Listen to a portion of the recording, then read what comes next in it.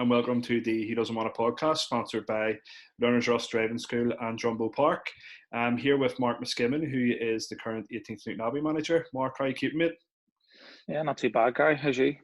Good, mate. Can't complain. Started a new podcast, so I'll keep myself busy. I need something to fill the days. Exactly, mate. That's it. Well, Misky, for anybody who doesn't know you, what we'll do is we'll go straight into your career, where you started as a younger player, and what's brought you to where you are now at 18th Newtownabbey.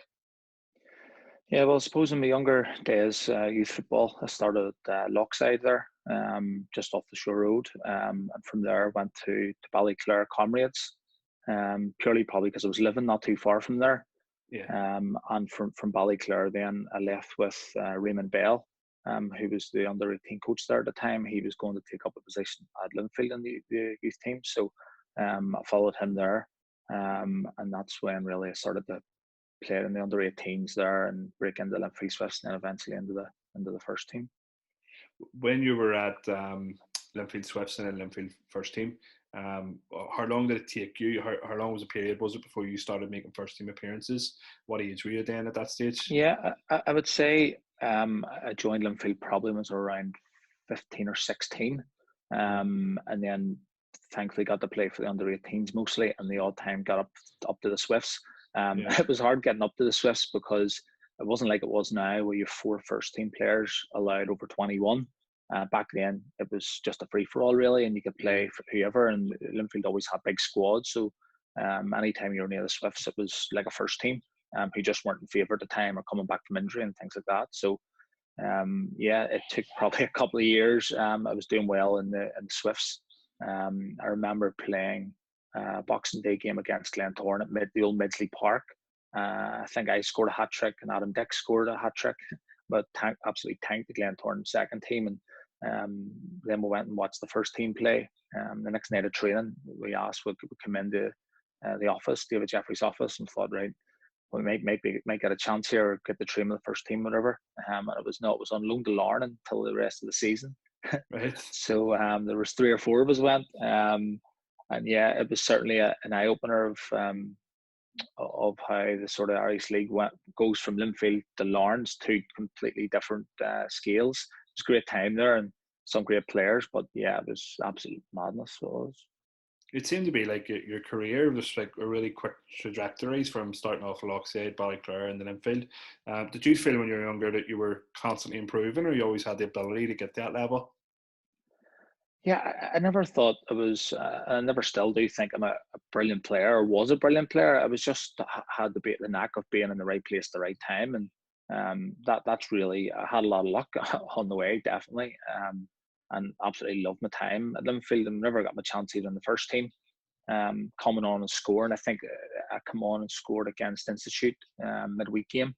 I think I scored 2 that night, sub, and thankfully, and just went on from there. And it was good time looking back on it, and some great matches, and it's just great to be involved in that squad. Yeah, see, that's the thing. When it comes to strikers, you could be as good a player technically as you want, but you can't put the ball in the back of your net, then that's the main job you're there to do. Yeah, and when I was there was a lot of competition. Obviously, Glenn Ferguson was there. You had Peter Thompson, Tommy Stewart, Mark Dixon, Timmy Adamson. There was a hell of a lot of really good centre forwards there. So obviously Peter Thompson had left, and I got more of a chance then whenever he went over across the water. But Peter alone himself, he's probably a prime example of that. An absolute unbelievable finisher. Probably not the best all-round footballer, but as the finishing goes, probably the best I've ever seen. Absolutely unbelievable. Yeah, that's right. He was a postman too as well, wasn't he? So always delivering. Yeah, it was always it was. So when you went to Larne, you just spent the period after Christmas at Larne, then was it? And then how did you go at Larne? How were they doing at the time when you were there?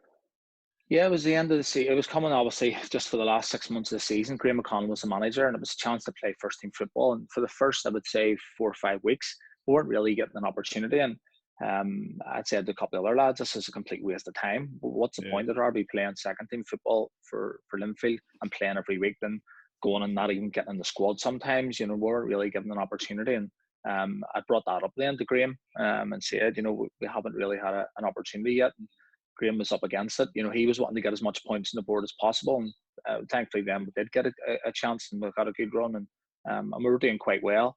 And then we were brought in one Thursday night, and the chairman had said we haven't applied for a Premiership licence for the following year.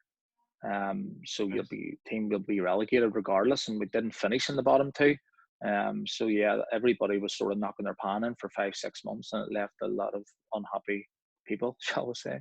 Yeah, and but it was a good experience. Yeah, take it the chairman was aware of that for a while, but obviously didn't let the management know either, because they were doing the same work that the players were doing.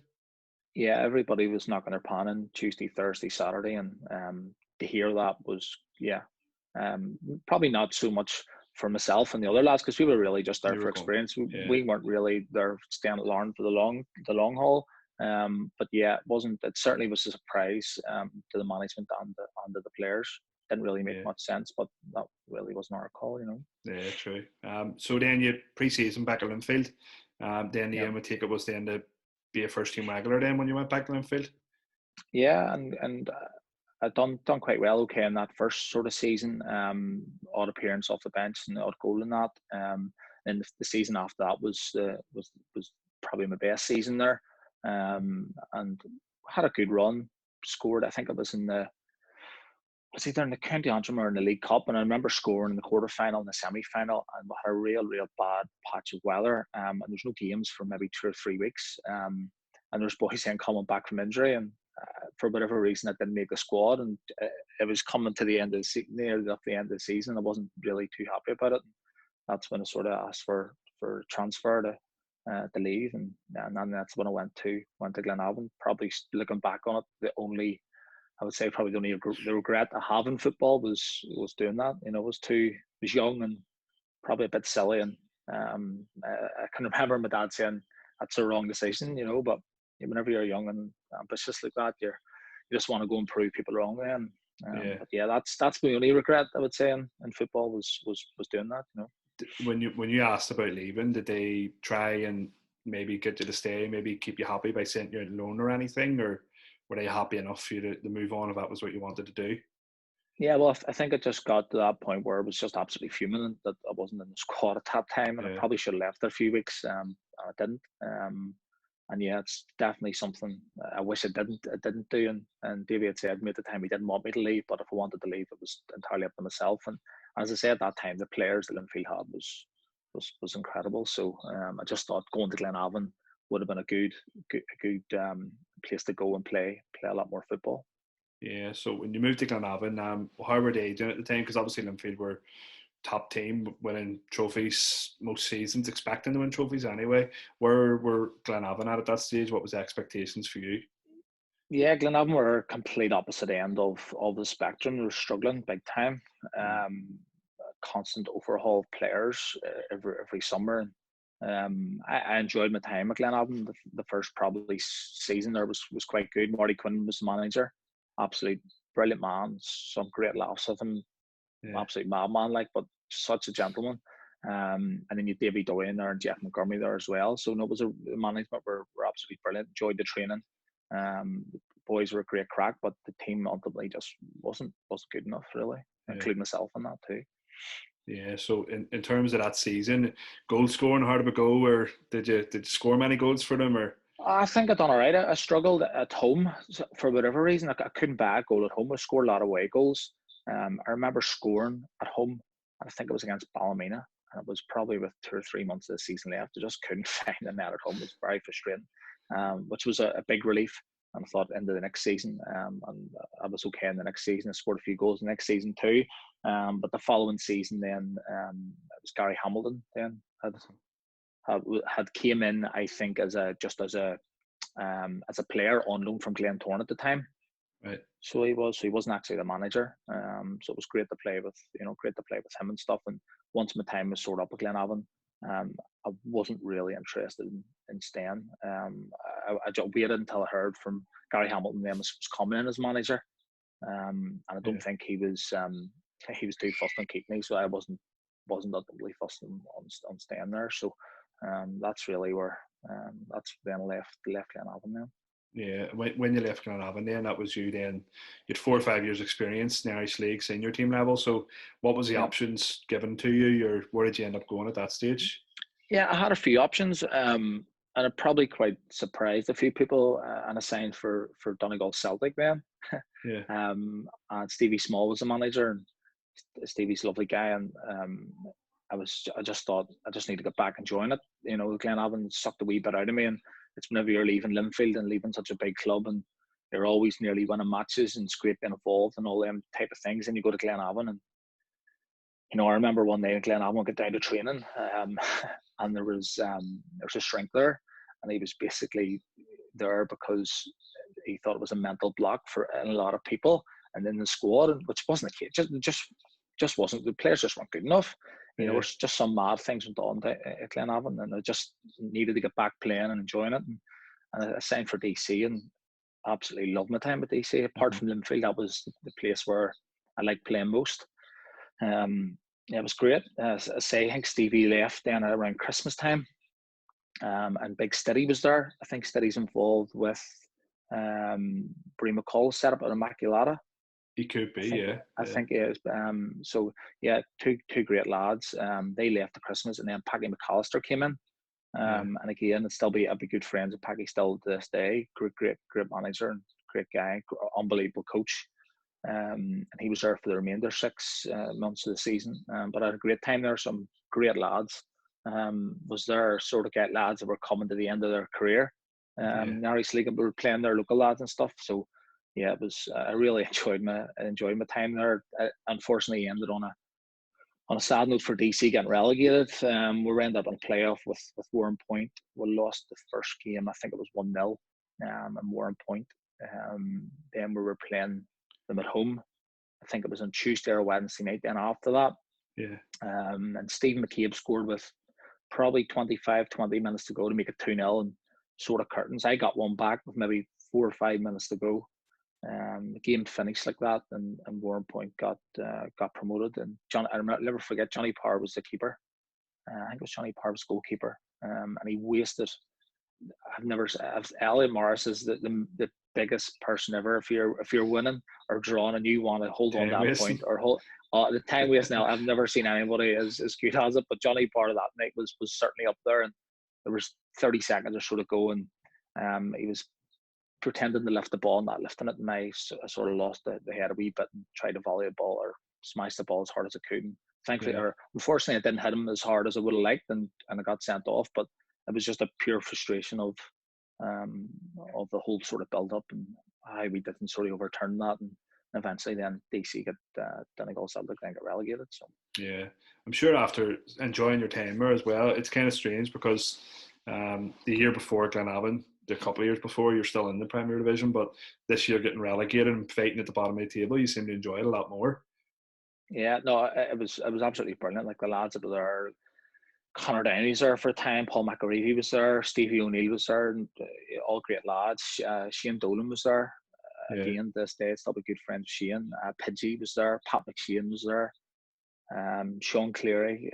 Just the whole, I could go through, I'm missing players there, but I could go through the whole players, just all really, really good lads, and it made me feel yeah, welcome from day one. And if DC hadn't got relegated, I definitely would have been there next year. And hmm, I was up for staying there for next year if the majority of the team was. But I think the team and the social club were going in completely different directions at the time, and they didn't really have any money basically to fund the whole thing. And yeah, I think they were happy just to be getting relegated. To be honest. yeah. It turns out a lot of the time it's down to finances really in the Irish League, isn't it? Where Yeah. some teams, there's two teams you've been at now where they're happy to be relegated. Lauren were happy to go down. DC were happy to go down. It's just that the finances to competing with the big clubs can be really difficult for some smaller clubs.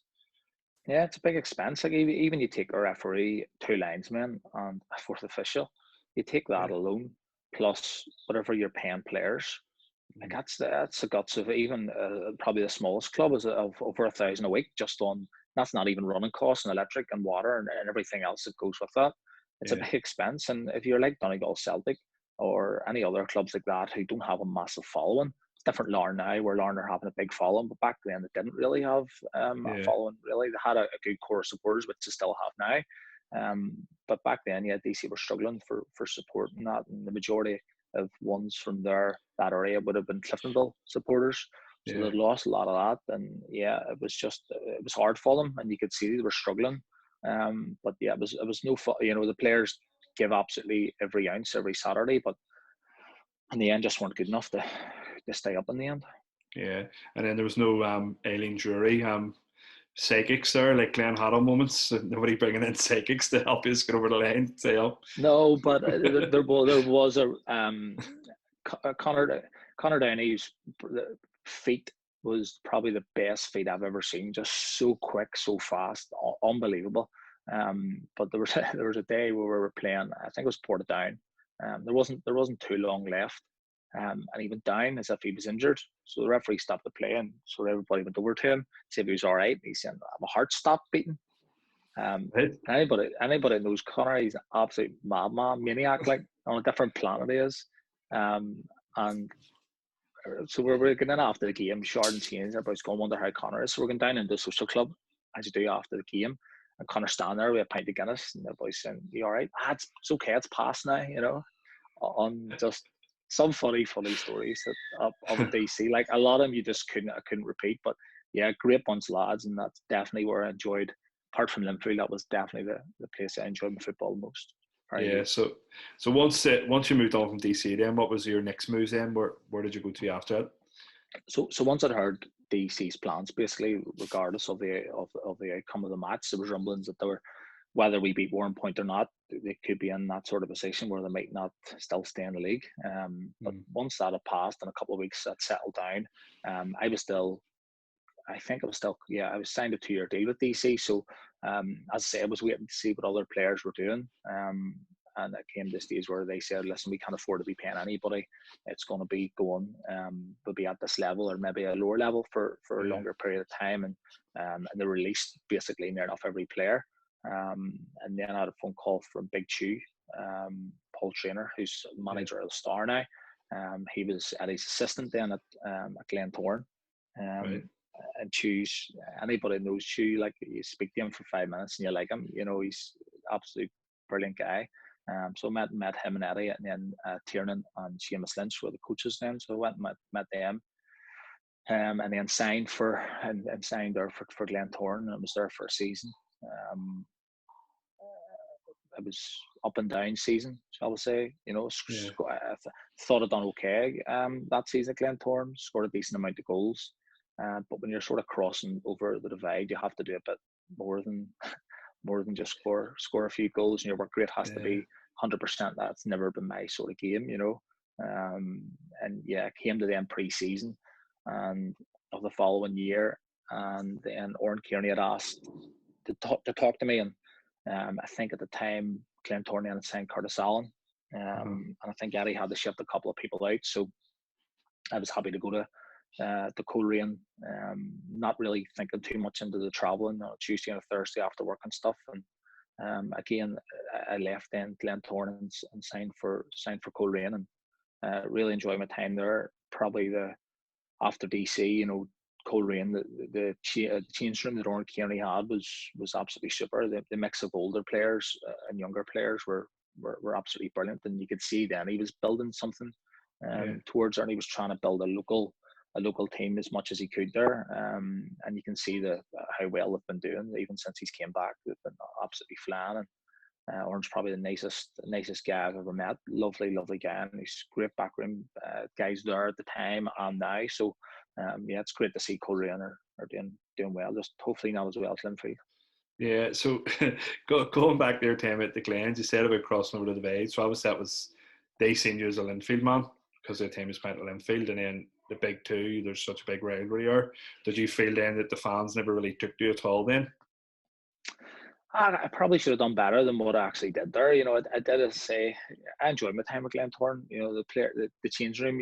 Whenever you sign for a club, if it's a rivalry, whenever you're in that change room, it doesn't really come into it, because the players are, yes, you have players there that are playing for the shirt.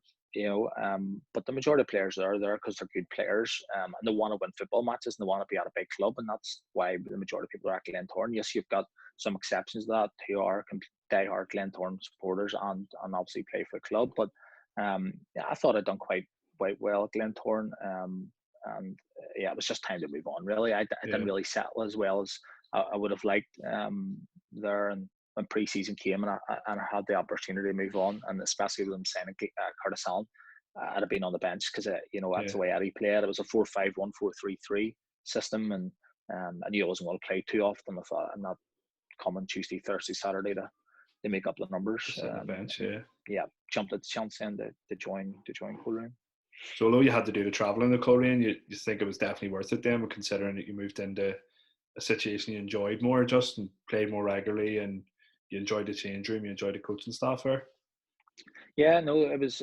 I really did enjoy my time at Coleraine. It was absolutely brilliant. The only negative was the travelling, and people say Belfast to Coleraine an hour. It is an hour, but when you're working all day and then going on a Tuesday and a Thursday or even a Friday night match, or if you say you weren't in the starting 11 and you're playing the Wednesday night reserve game, things like that. A lot of people don't see a Tuesday, Wednesday, Thursday, and then Saturday for part-time footballers that are traveling an hour to get to the place and an hour back. It's you're away all day and then you're away all night. But I did enjoy my time at Coleraine. I scored my one and only senior hat trick at Coleraine. So one goal a game was usually mine. If I was getting out, I'd be happy. Two at a push. But I remember playing Institute at home and scoring a hat trick down at the showgrounds. So yeah, I remember my time at Coleraine fondly, and played with some smashing players too down there. So yeah, it's good to see Coleraine are on the up. They're run Colin McKendry, that's their top man. He's a chairman there and puts a lot of time and money and effort into the club. And yeah, it's good to see them. Good to see them doing well. Yeah. So your Coleraine career then did you only stay a year there, or did you stay a wee bit longer in it? Yeah, no, a year was there, and sort of following a trend. A year was there, and it was the traveling then. It wasn't for me, and I had a year left in my contract there. I'd signed 2 years there, and I spoke with Thorne, and my heart really wasn't in it, and it wasn't in it. There was no point me really going there. It's wasting my time and their time. So yeah, that sort of came to an end there. And at that stage, to be honest, I just wanted to get back and join it, and I signed for Carrick, and I absolutely hated it, and I just wish I hadn't signed there. I should have just took a break for maybe a few months and or went to play amateur then. And I think I played twice or something. I never went training.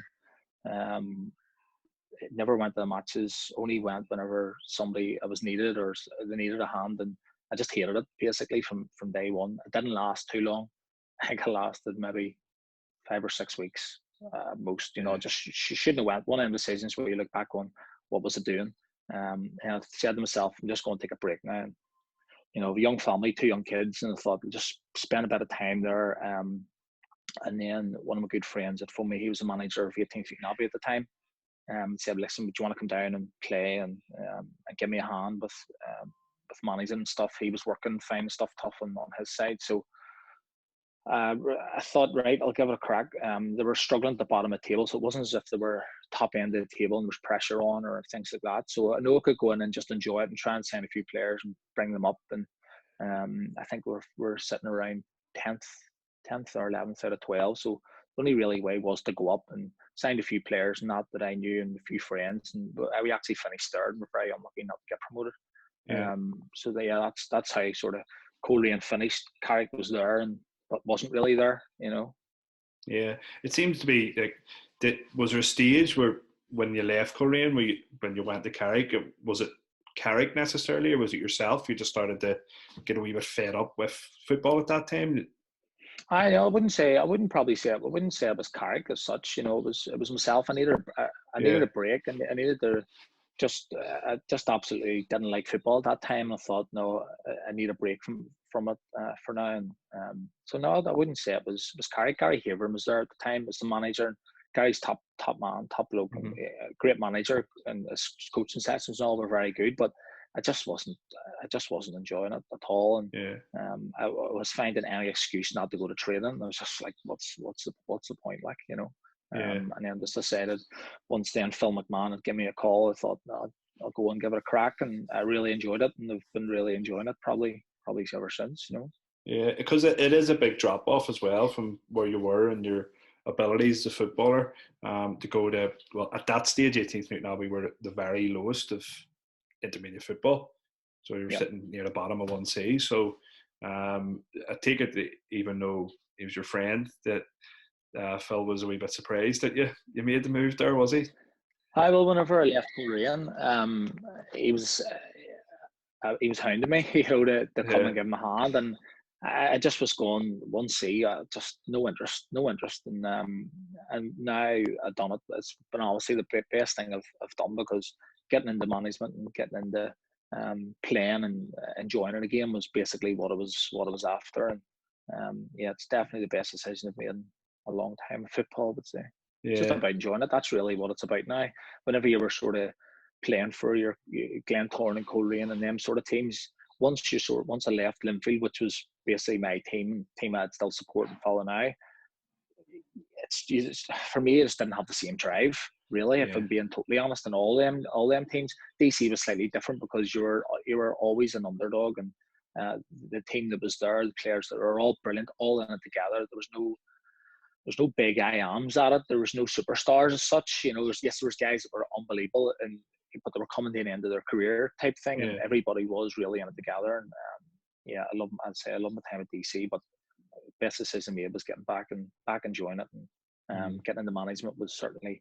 I didn't think it would be as hard as what it still is, and what it was Yeah. at the time.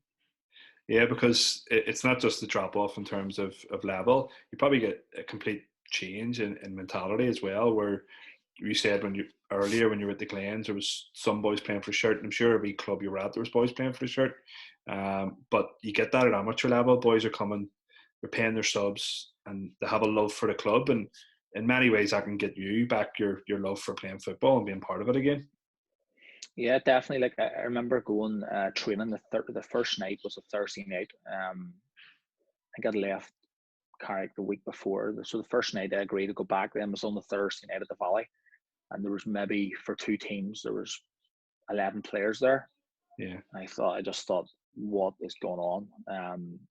The standard of training was just the players that just weren't really putting it in, didn't really care about it. And I going to Phil, where's all these players? Like, where's your first team players? And the majority of them weren't there. And I'd said to the guys at the end of training, didn't really say too much, but then I said at the end of training, if your boys aren't going to train, they're not playing. And I could see a couple of guys laughing. I didn't understand at the time why. But you soon realise, if you don't play your best players, even at that level, you're getting beat every single week. Like, yeah, everybody thinks 1C is a walkover, and it's an easy league, and it's really, really not. Like, 1C was, after, as I say, the second season, we came third again in 1C, and I thought we should have won the league that year. We just missed silly chances.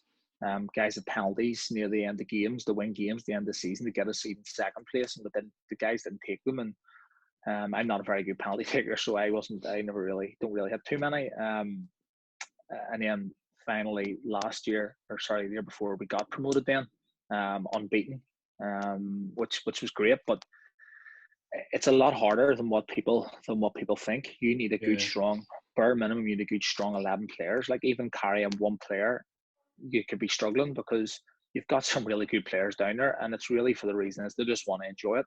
And that's really where it comes from. And trying to talk people into coming and playing 1C if they've been playing in the Premier or in 1A, it's not easy. And everybody thinks that a lot of our players are getting paid, and I can assure you, they all pay their fiver every single week. Referee at our level is costing, I think it's £70 plus travel. yeah, So they all pay, and myself included, whoever's in the 14 will pay their fiver a head, which is 70 quid. And then any money that's lifted off the gate and donations will go towards it. It's not yeah. we don't have anybody certainly on our club that's a millionaire, or that's pumping a lot of money in. We have to do all our fundraisers ourselves, and we do maybe 2 or 3 fundraisers a year just to stay afloat. That's really all that we're doing, and it's hard work. It is really hard work. But it's that mucking in atmosphere where you have to do the hard work, but makes you feel really part of a club as well. And then I remember we played using a pre-season friendly a couple of years ago, and I was amazed at your boys' fines you had. You just fines for everything.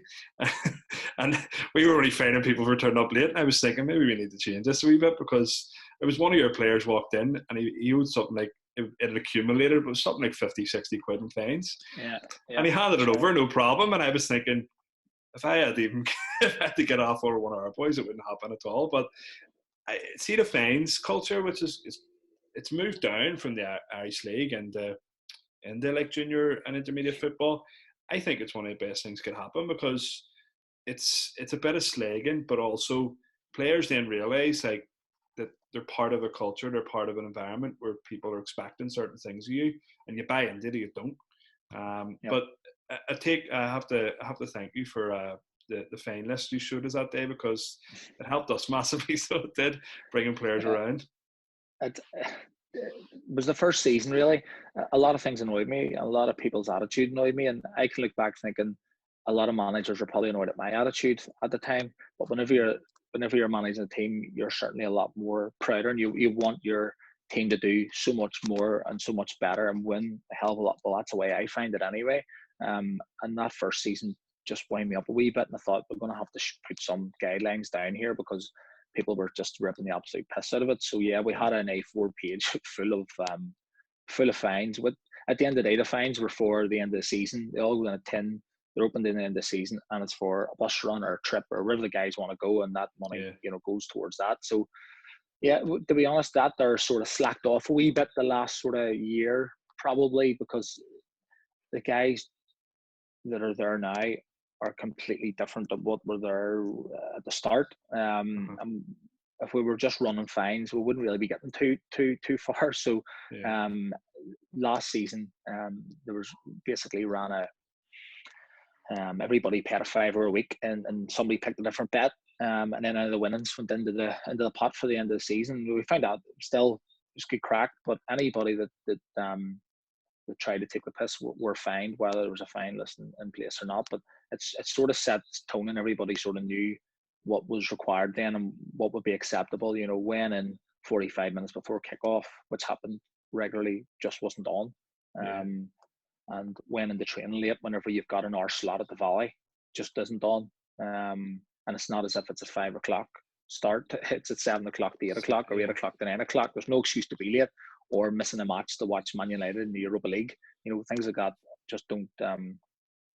Now, some people will say I'm a bit of a hypocrite because I've missed some training for Rangers matches on a Thursday night lately, but I find it different if you're going to the match or if you're sitting in the house watching it. You know, that's just me. You probably would miss a Saturday, but I take it you don't get to see Rangers the Saturday. No, so you go. I haven't missed a Saturday game. I try and keep all games to a Sunday game. I think we had. Yeah, it was. I did have the old firm book there for the last one before it was called off to fly it on the Saturday morning back on the Sunday, but that was just a guarantee a flight no matter when the game was. So I may have missed the game. It was quite an important one. So, but yeah, that would have been the first one I would have missed. Yeah. You see, that's the thing. My wife all the time, she knows now. I remember it was my 30th. She wanted to book a trip to London. And I says to her, well, we're going on the Sunday to Monday or Tuesday. We're not going over the weekend. She says, you'll miss days of work. And I'm thinking, I don't care if I miss days of work. I don't want to miss my match on a Saturday. So if I have to miss training for certain things, I'm going to miss the Tuesday night training. I'm like, it's fair enough. Somebody else will take it, but you just hate missing games. Going back to what you were saying about 1C, I think that sort of mentality towards 1C, I spoke about this before. When 1C was created as a league, and it was only about 15 years ago, roughly, and it was to accommodate the likes of 18th Newtownabbey, who had the facilities, but it was the likes of ourselves would have been quite strong then forward in 2A, but then you had the likes of Crum and Star, who won 2A, I think, 2 or 3 years before they eventually got promoted. Yeah. The teams that seemed to be winning the league didn't have a facility to put them up, so it was that ceiling where nobody could get up. So once he was created, then they allow the likes of Derryaggy, 18th Newtownabbey, AV, a lot of other clubs who some of them are still in 1C to go up in the intermediate football. But I think then because of that, there was this mentality of if you won 2A, you went straight up through 1C, and that did happen for a few years. But there was a lot of strong teams coming out of 2A for that to happen. But I think the trend completely stopped when the likes of Suffolk, Woodvale, Rosemount, Tullycarnet, they went up and got stuck on 1C, which made it, in your time there, a really competitive league. So not only were you trying to get a team from near the bottom of the league in 18th Newtownabbey, you were also trying to compete in what would have been a more competitive league 2 or 3 years before that, which is why it's became a really hard league to get out of now for most clubs. It definitely has. Like when we won 1C, I remember we had every game that we went to. Obviously, everybody's wanting to beat us. We were unbeaten at the time. We played Rosemount away, and if we'd have won that game, we were promoted. Not we hadn't won the league, but we would have been promoted. So I remember going down there. We got a bus. Sort of don't like doing that, but we got a bus thinking we should beat this team and we'll enjoy ourselves and take our time the way home and all that sort of stuff. And we're 2-0 down after 11 minutes. And anybody knows what Rosemount pitch is. It's a hard right place beside to the go as well. sea, 2-0 down. They're a physical, manly team, if that makes sense. There are not many kids about. Guy stands 2 free kicks into the top corner. We had no goalkeeper. We had Lebo doing nets for us. He's a right back or centre forward. You know, he's mainly played for the second team purely on commitment because he couldn't really train too much. And so he was our goalkeeper that day. And I just remember when the second moment in, brother gave me the ball and starting the game again. I'm going, this is not our day. Thankfully, then I think I scored, got one back, 2-1 at half time. And just said to the boys, we're a far better team than that. That's the best that they have, and they'll all be nowhere near as fit as you.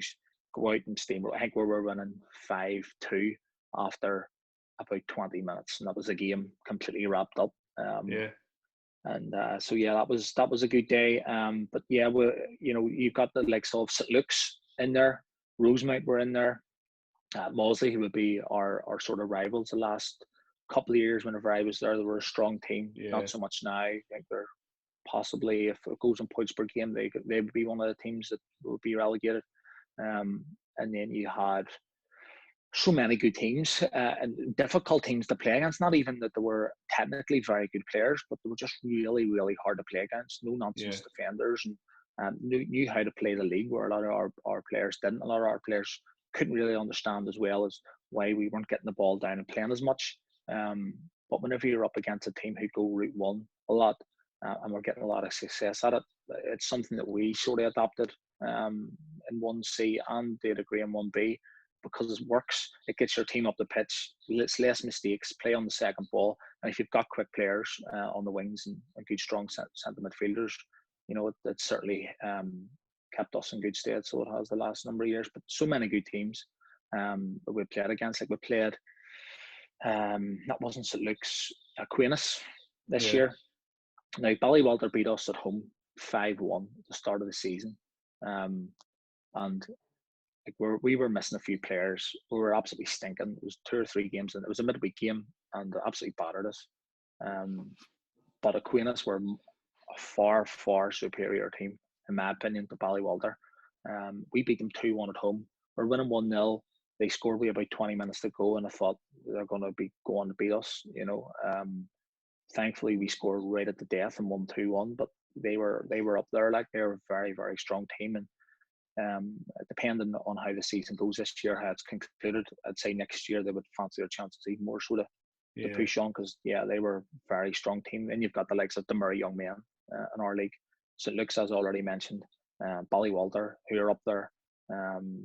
So many good teams in there, and so many good clubs. The facilities are fantastic, and the further you go up, even into 1A, like you've got your likes here, Albert Foundry, Shrocko, and predominantly really strong Premier Division teams over the years that have dropped into 1A as well. Yeah, so it makes it really, really difficult. And to put a bad team in the Premier, I struggle. Like I left 18th Newtownabbey last season for various reasons in the middle of the season, and I was going to give myself a break, and I probably would have went back then the following season, but I just needed a break from it then. There's a lot of things went on which not go into, but I then went to Derryaki for 6 months. They were struggling at the time. And went there. It was a great time. Stayed up, but to me, they needed more of a local guy to bring in. They needed an overhaul of players. They needed to change their team up about a lot, which I didn't think I was the person to do that. But I look at the Premier now. Yes, you've Drum and S who are bottom, and they haven't a point between. They haven't even a point to their name. But apart from them, Bangor, I know Bangor, First Bangor's there as well. But the rest of the teams in there are very good teams with great facilities, and Yeah. it's really good to see. The quality there, it's unbelievable in the league. So everybody thinks the amateur leagues are poor leagues, but you go right throughout the leagues. There's some fantastic players right throughout Oh, all definitely. the leagues there. So there is. Yeah, you mentioned Aquinas, sir. We experienced Aquinas coming up through 2A, and probably the best team I've came across in my time as a coach in terms of how organised they are. Every single player knows their role, and they're drilled almost like a semi-pro team with the limited time they get to train during the week. And that to me, that was the hardest thing, was trying to break them down, Mm-hmm. and trying to get round in the different pockets of space and areas, Yeah, because the players were so well drilled. And then you're talking there as well about some clubs that are struggling at the top of your Premier Division. What I find with amateur league a lot is teams go on a crest of a wave and they seem to be doing well for so long, but once that crest of the wave just falls off, you can get some clubs just completely yeah, just dropping. So you can, the likes of Drum and S and First Bangor done work so hard to get to the Premier Division, and then because a couple of average seasons now they've started to yeah, drop off big time as well. But it is such a competitive league, and in general, the amateur league, there's so many competitive teams, and every yeah, division you're talking 4 or 5 teams every year who could win a league and get promoted. yeah. And I think really for Crumlin Star, why they've done so well is the mentality that they've had. They've won their first league and they've went on to win two, three, and have that mentality. They're doing well in all the cups. They're giving Irish League teams a go in the cups. So when you look at the players and the squad that they have, absolutely fantastic. I watched the game earlier this season. Um, Crumlin Star against Belfast Celtic in one of the cups. Yeah. Belfast Celtic won 3-1. I almost thought they'd agree. I'm surprised that Crumlin Stars seemed to be not scared of them, but they sort of knew that they were a good side, and I think they were getting beat 2-0, 2-0 early doors, and then it went 3-0. And I think when Crumlin Star got one back, it was 3-1. They probably could have went on and scored another couple, and I think if they sort of went out from the outset, they might have given them a bit more of a game. But even seeing the squad that Mackers has, Steve McAlorm has up at Belfast Celtic, some unbelievable players about. And Yeah. they lost one as well mid-season to Coleraine, the big striker that went to Coleraine Fitzy, as yeah. well. So there's some unbelievable players about, and I think that's definitely something that lower Irish League teams should be looking at a lot more, is the Premier Division 1A, 1B, because there is players you could pick out of there, no problem, that could easily play in the Premier or in the Irish League, whether they have the mentality to do that, they want to do that, or the will to train 2-3 nights a week and do that is another story, which I'm sure a lot Yeah. of people find out whenever they play in the amateur league. Yeah. In terms of your season, you points per game, I was looking at, you would have been promoted into 1A if that was the case, if that was the change. So you still hold out hope for maybe there's a possibility the amateur league might look at points per game. Yeah, I think there just needs to be a conclusion now. It needs to be done. There needs to be a decision made. We're sitting here with maybe 10 days to go in June. We're not far at the start of July, and we still don't know what's happening. Teams don't know when the season's starting again. How can you prepare? I hear teams that have started back training, and I don't understand it really. Why we would train 3.5 months of a pre-season before the season might not start till September or October. I think it's in Yeah. the Irish League saying they may not start till October. So they need to come out and they need to make a decision and give some guidance, because I think we're probably the only intermediate league in the country that hasn't made a decision. Yeah. Yes, we would love points per game on a selfish point of view, because we would win the league quite comfortably. But I think Aquinas would be second. Um, and do we deserve fully to win that league? Not really, because we haven't won it on the pitch. I don't really believe it. We've only played 15 games. Yeah. Do you know what I mean? That way, yes, we had a lot of winnable games against, and with the play a lot of teams home and away down the foot of the table, but you still have to win those games. Would we take it if it was points per game? Of course we would. Yeah. It saves having to do another 9 months of pre-season and matches to get out of that league, or will we get out of that league? So yeah, it would be great to get promoted, but yeah, I think they just need to make a decision now. I think everybody's a wee bit fed up with it, and I think the sensible thing to do would be to to try and finish the leagues on a points per game or whatever other scenarios out there, and try and finish the cups, the likes of a junior cup or whatever Clarence Cups and that have still to play, them sort of prestigious amateur cups. I think they should try and play, 'cause there's not many games of them left. I don't know, it's difficult. You've got the Premier Division, who I think you've got the likes of East Belfast and Crumlin Star and teams like that who've only played 10 games, maybe 11 games. And that's difficult, you know. I think if they went in points per game and East Belfast won the league after 10 games, 11 games, I just don't think it would be fair. But it's not their fault either that this has happened. Yeah, exactly. So it's a hard one. I wouldn't want to be in their position to have to make that decision. And I'm glad I'm not. But yeah, it's really difficult. It's tough for every league. The teams I feel sorry for are the likes of a Rosemount and Green Island, who would be probably a shoe-in to be promoted. The likes of Willowbank, who are I think in 2A, and who look like they would. I know they haven't played many games, but I think we could both say they'll probably go and win that league comfortably, the way they started the league and the players they have. So yeah, it's difficult. I think what really wound people up was they said, okay, Rosemount, you're promoted. Yes, they won the league and fair and square, and they deserve to go up.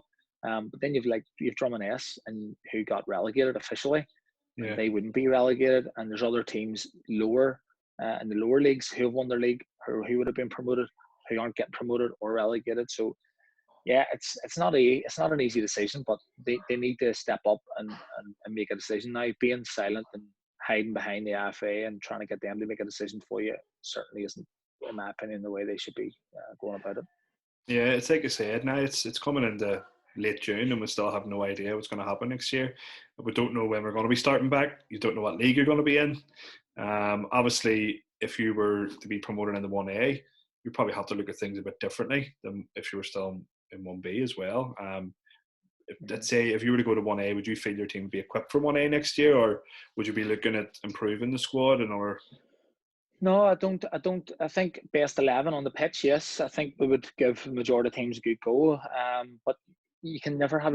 I don't think we've had the same starting 11 all season. I'm not exaggerating. That has never been the case, I don't think, this season.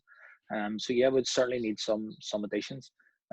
We do have a great team there. There's myself and John Jones who manage the team together, and we have Robert McDowell and John Brush who look after all the coaching. So we do have a really good core there set up. We do need to add more players, whether we're in 1B next year or in 1A. I still feel we need to add in maybe another 2 or 3 players.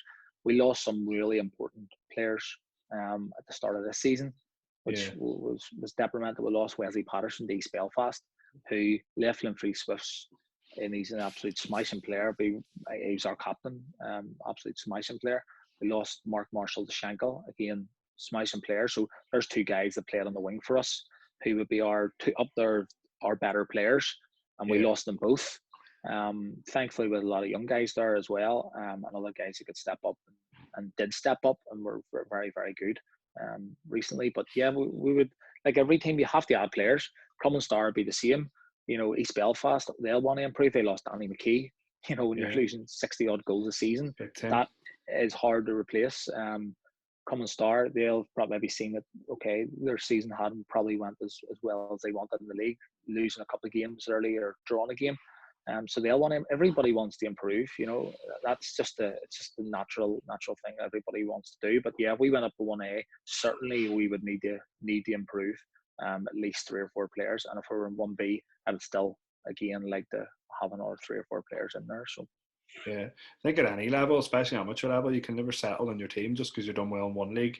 And it's a big step up going into another league as well if that's the case. Yep. So, and then even if you were to stay in 1B, if that was the case, you can never rest on your laurels, because you don't want your players thinking, well, we should have got promoted last year, it'll just happen this year. You need to give that wee sort of kick and add a wee bit more of injection of players in that will increase competition, push the boys along, and then improve everybody, really. And the difficult thing as well is you're only allowed 3 subs too. So, you know, our squad, we always tried to have 18 or 19 in the squad, because you always had a guy working, or somebody couldn't make it because of family commitments, or somebody's away on a holiday, or somebody was injured. So you always needed to have that. And if it got to a stage where you had 15, 16 players available, you can only pick 14. Yeah. And then some people have it, and quite rightly as well, but they should be using it another way, is they're too good enough to play second team football and they don't want to play second team football. So it's just a balance of trying to get that right and trying to encourage people. If they're not in that squad that week, it doesn't mean you won't be in it the following week. It's it's not easy. The 3 subs things is another discussion. But yeah, it's certainly not easy, and everybody just wants to improve, and you do need to have a big squad, no matter, I think, what league you're playing in or what level you're playing on. Yeah. Well, what we'll do now is we'll move on to just to ask you a couple of questions about your career. So we'll start with the best player you've played with within your career.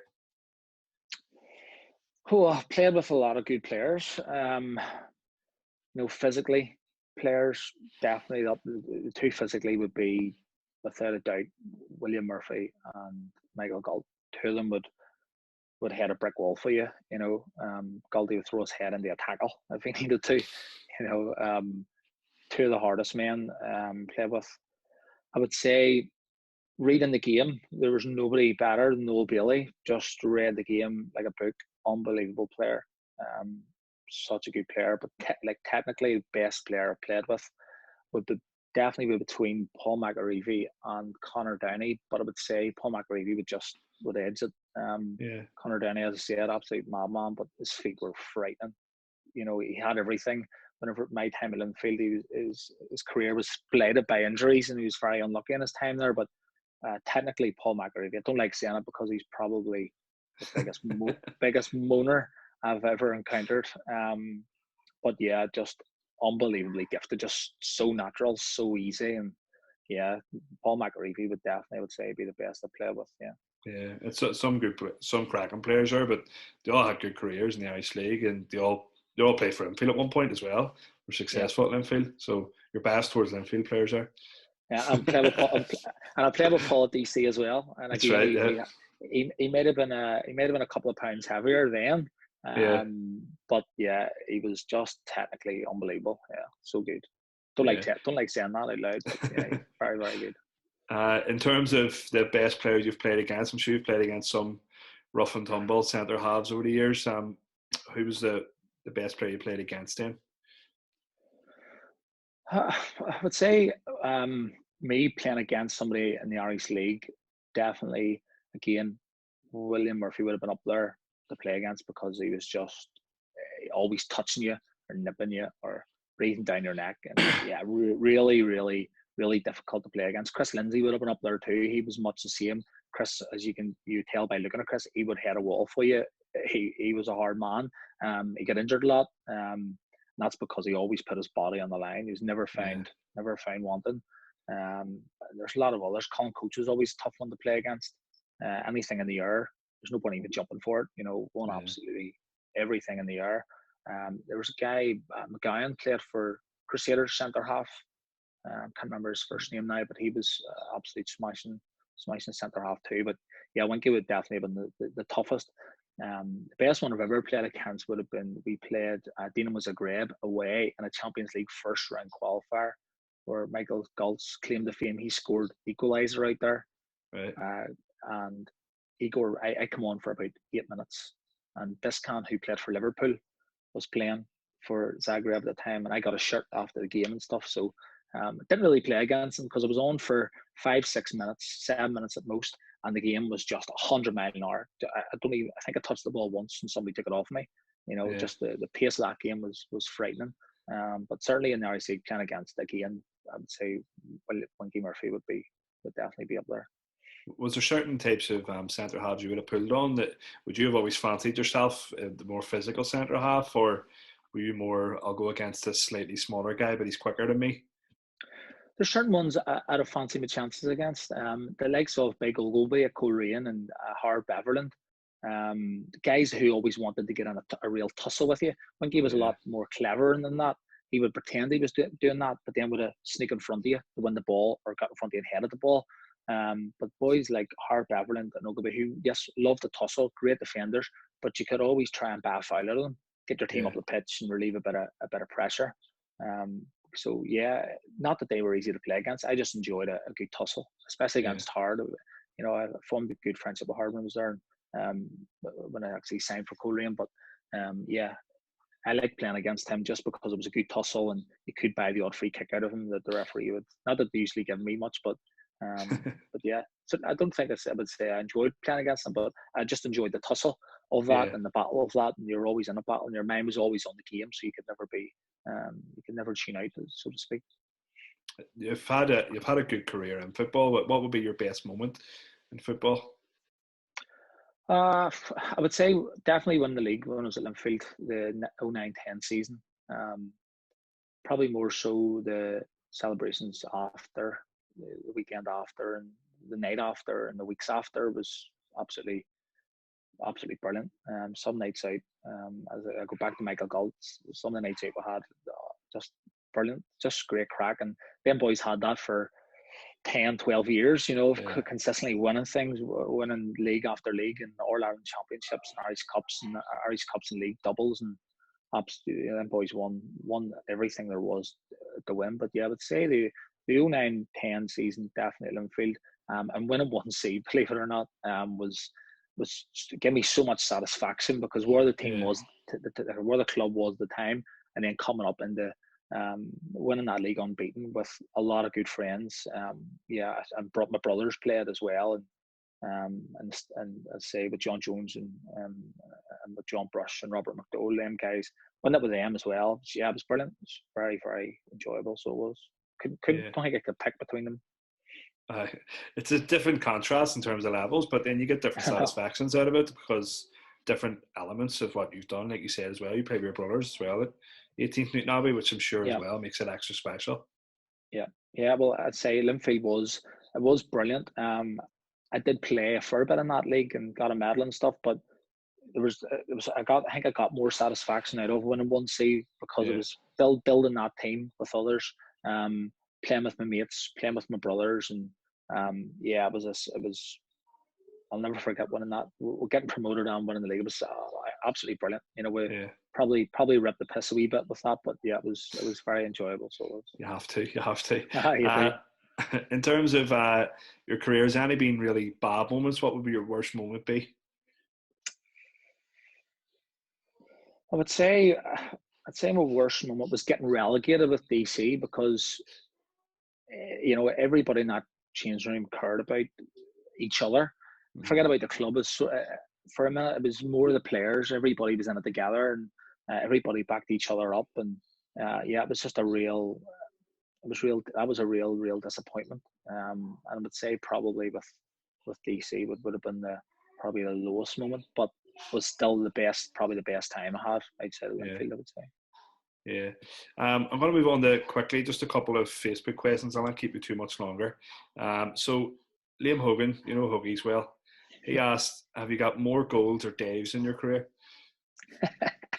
He would say that because he's a defender. Well, I would say if I was talking my Irish League career, probably more dives. But certainly amateur league career, I would say goals would just outweigh. You must have dove against him before, did you? At one point. Well, Huggy used to pick me up whenever our younger days at Linfield, and that guy was ripped to absolute shreds, just in the gym every bloody day. I don't think anybody could believe it. Even when we were in the first team dressing, we took his top off. Boys are just like, what shape is this guy in? Does he have a life? Is he going to fit in this changing room? Because that changing room at the time, yes, all the boys were fit, but they all liked to enjoy themselves the weekend too. And but Huggy just looked like he lived in the gym. But yeah, a great friend, Huggy, and I remember playing you guys in pre-season, and he was there, and it was great to see him and stuff. So yeah, I think he got fat when he met me, to be honest, or became a driving instructor, one of the two. So he's lost all his muscles now. But bad combination, I'd say that is. Big time. You said Huggies used to pick you up. Was there a thing that the players not want to drive you, because Joe McNeil apparently says you're a maniac driver? So Coleraine, there was myself, Joe, Gary Brown, and I'm missing somebody. I can't remember who I'm missing. Somebody really obvious, but anyway, Joe wasn't too fond of my driving. We obviously all took a turn of driving about. There was one time we're on the way home, and there was a diversion just after Balmoney, and we had to go through all the wee back roads. And Joe shit himself 2 or 3 times, I would say, but I thought it was going okay at speed. But when Joe drives, it's 2 hands on the wheel, and he's near through the windscreen. You need to go home from Korean quickly, so you do. It's a long drive. Exactly. I'd been out all day working, drove up there, trained, and then just wanted to get home. That hour drive can become a 40-minute drive easy enough, I'm sure. Yeah, especially when if there's a diversion in place, the thing you're thinking is, my God, where's this going to take us? Especially when you don't know those wee back roads. Big time. Mate, one last thing. The podcast is called He Doesn't Want It, after something we hear regularly on a Saturday. What would be your favourite or least favourite saying in football that you hear, especially in these park pitches we play on? Oh, so many. There's so many. There's one I just want to mention there. I watched Come and Star quite a few times there over the last few years, especially they've been in the Cups or whatever, over a free Saturday. I always got watching them. And there's a guy who plays left back. Couldn't tell you his name, but Big Chew calls him Bobby. And he screams it all over the pitch. One of the funniest ones. But He Doesn't Want It is probably one that's said a hell of a lot. He doesn't want, or he doesn't want to know. Things like that are shouted all day, every day, or he doesn't have the bottle for it, or look at the age of him, or look at the shape of him. Things like that. You hear, look at the shape of him. There's always one that's a wee bit more rounded than there should be on the pitch, whether that's for us or the opposite team. There's so many sayings. It's some of the stuff that's said is unbelievable. I know, and it doesn't change at any level of football. It's all the same, so it is. No, it doesn't. It's good crack. But mainly whenever you're playing your team this Saturday, you'll go in their place after, or they'll come into your place after, and it's all forgot about. That's one of the good things you find. There's majority of teams are good spirited teams. So best part of football, really. Mate, thanks very much for giving up your time. I really appreciate it, and really enjoyed this interview as well. That's the podcast for this week. It's sponsored by Drumbo Park and Learners Ross Driving School. We will be back with another interview next week, but I'd like to thank Misky for giving up his time today once again, and we'll see you next week, folks. Thanks, Kai.